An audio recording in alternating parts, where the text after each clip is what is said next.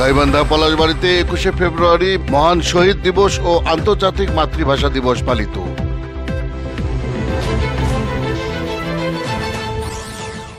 আসসালামু আলাইকুম। এমকে টেলিভিশনের পক্ষ থেকে আপনাদের আন্তরিক শুভেচ্ছা জানাচ্ছি আমি ইফতেখার।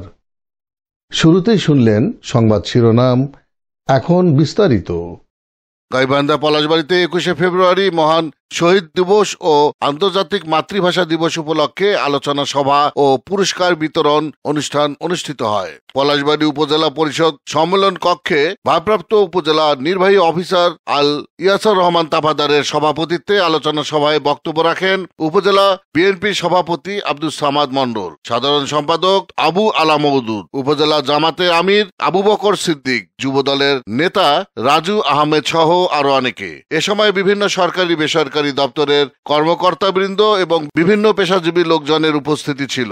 পরে বিভিন্ন প্রতিযোগিতায় অংশগ্রহণকারী বিজয়ীদের মধ্যে পুরস্কার বিতরণ করা হয়। Iftekhar, news desk, MK television.